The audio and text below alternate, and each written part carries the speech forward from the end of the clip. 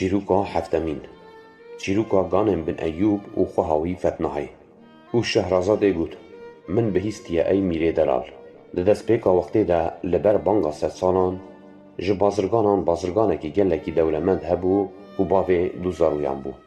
Navê wî Eyyûb û navê kurê wî Ganêm bin Eyyûb bû û navê wî yek û paşê pê dihat naskirin El-Motib El-Maslûb bû. Wek heyveke çardehê lewend û mirovekî jîrek bi dirayet û bi aqil bû. Qîza wî xwîşka Ganemî navê wê Fetnah û bê Sînûr spehî bû. Gava bavê wan bazirgan Eyyûb mir ji zarokên xwe re gelek mîras tişt. Di nav mîrasê de 100 bar ji cawê hevreşîn û gelek tiştên xemlê û neqişkirî hebûn. Caw hemî balyekirî bûn li ser balyeyan bi herfên mezin bo Bexdayê nivîsî bû. Ji ber ku bazirgan Eyyûbî nedzanî ku dê bimre ji lewre wî haziriya xwe kiribû da ku here Bexdayê û li wê derê malê xwe bifrûşe. Lê gava Xwedê bi rehma xwe ya bê Sînûr gazî bazirgên kir piştî şînê kurê wî Ganemî biryar da ku li şûna bavê xwe ew vê seferê pêk bîne here Bexdayê. Wî ji dîya xwe ji xwîşka xwe Fetnahê ji xism û mirovên xwe û ji cîranan xatir xwest. Paşê rabû çû bazarê deveyên ku jê re pêwîst bûn temîn kirin, malê xwe da barkirin û tevî çend bazirganên din berê xwe da Bexdayê. Wî xwe spart Xwedê, qedera xwe xiste destê wî. Xwedê ew ji nebaşiyan ji qeda û belayan parast, ew bi saxî û selametî tevî malê xwe gihaşt Bexdayê. Bi gihaştina Bexdayê re wî xaniyekî birkirê peyda kir û xanî bi tiştên giranbihara xist û xemirand. Xaliyên xweşik û bihara xistin. Balîf û sedirên rind bi cih kirin. Ji bo pencere û deriyan perdeyên herî baş kirîn. Ganem li malê dima û îstirahet dikir. Bi sebir li malê ma heyak û bazirgan û dewlemendên Bexdayê hatin ziyareta wî û bi xêrhatin li wî kirin. Rojekê wî biryar da ku here bazarê û malê xwe bifrûşe.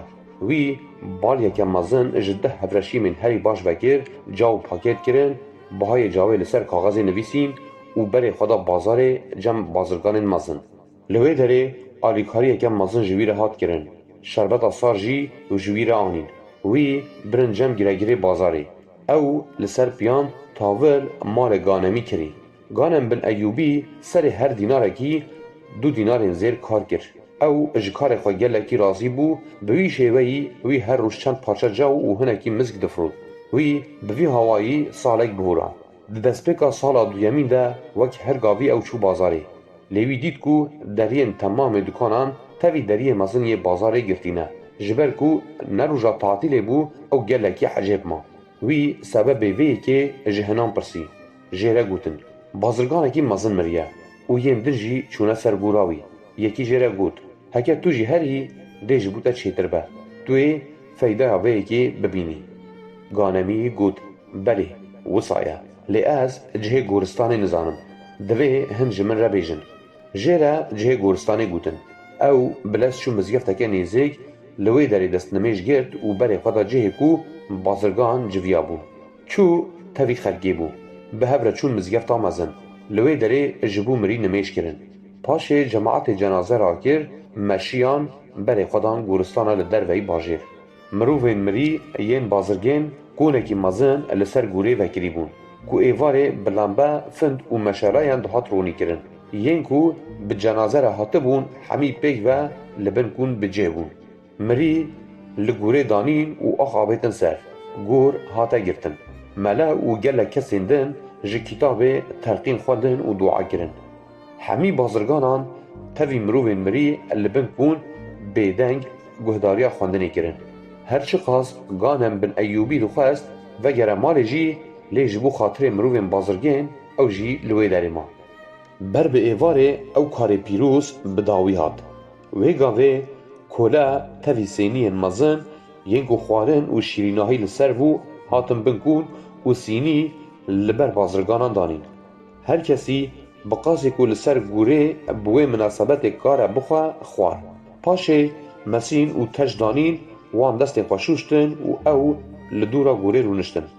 Diviya bû heya sebehê ew li wê derê bana.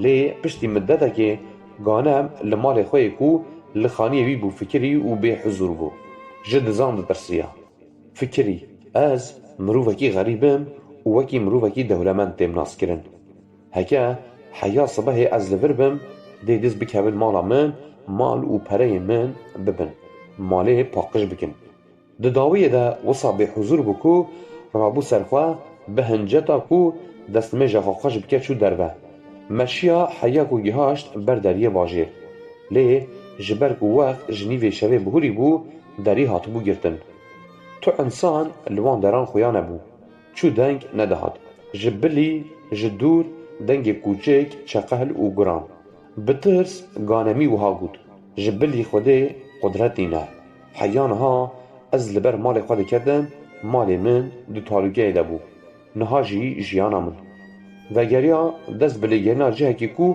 کاربه شویل ببوری نگر جوه دره نگله کی بدور وی کنبتک دید کو دوراوی دیوار کریو لکیره که داره که مزن یا پالمیه بو دریه گورستان جگرانید او وگری بو گانم چو هندر خوال عرده دریش کرد لی خواوی ندهات بتنا سر خواه لناف گوران درسیا رابو سر خواه دری وکر و لدر و میزه کر رونهی اک لدور لبر دریه باجر خویاد بو بر برونهی مشیا لیوی فرقیر کو وای رونهی جی بر بگوره وطی وگاوه گانم ترسیا و گریا ببای بازدان خواهد هندره وی جهه کو بکنبت و دری جپاش و باش آسه کر لی چه مخابن نما خواهی دهاد رابو چو دربه هلکشیا سردارا پالمیه و دناف پیرینوی ده خواه شار او رونهی کو دیده بو هر دچو نیزیکتر ده بو لداویه وی دید کو وایا سیرا شکتین ددویان جوان تابوتا کندا بو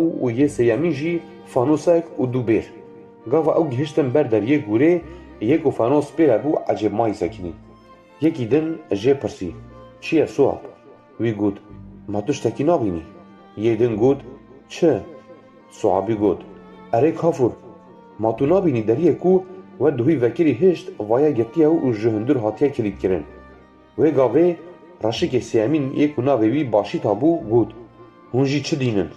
ما هون نزان نخوادی زویان ین جباجر پشتی گرال ناف زوین خواه تین ور و بهنا خواهد و ایواران داری باش دگرن و آسه دگرن دا کو خوش رشکن وک ما بپاریزن جلو را او گلک جرشکان درسن جبر کو او دزانن هکه امان بدست بخن امیوان سور بکن و شاهی لدار بخن ویگاوه سعاب و کافوری جباشی تاره گود براستی جی هکه دناف مده یکی کم عاقل هبه او جی توی لی باشی تا گود از دبینم کو هون جمن باور ناکن لگاوه ام هرن هندر هونه ببینن از جنها و دبیجم هکه کسک لهندر هبویا بدیدن روناهی را اوی هلکی شاسر داره و خواه و شارتا ام دکارن لوی وی ببینن بگوتنا باشی تاره گانمه ببزدایی یه لسر داره فکری چرا شککی هوه از هیوی دیکم کو خوده جبر خرابی و هویتی اوان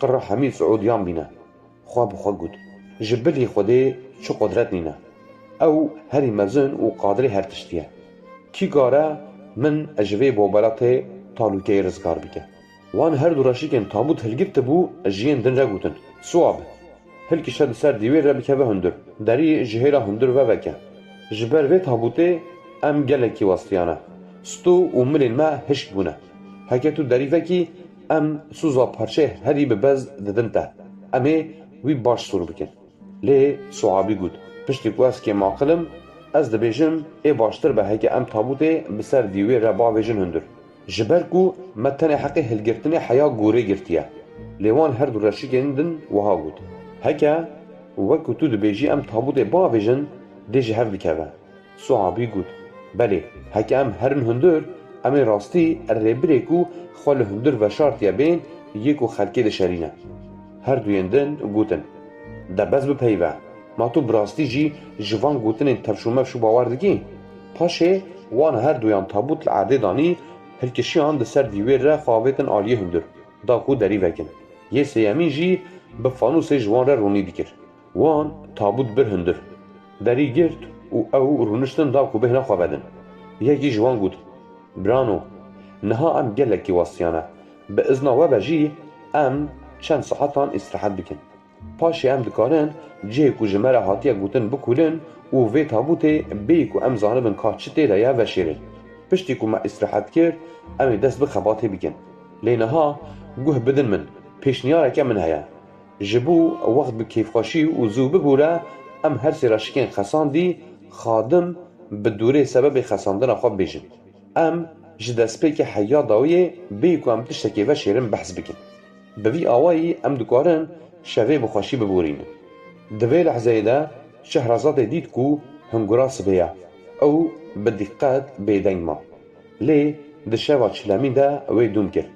ای میره دروان من بهیستیه کو گاوا یکی جوان راشیکن سعودیان پیشنیار کرد کو او بحثا خساندن خواه بکن وی راشیک کو فانوس پیره بو دست بکر و گود ما هون دخوازن از دست بکم و بیجم جبو چه از هاتم خساندن یندن گوتن بله لز بکه بیجه او وایا چیروک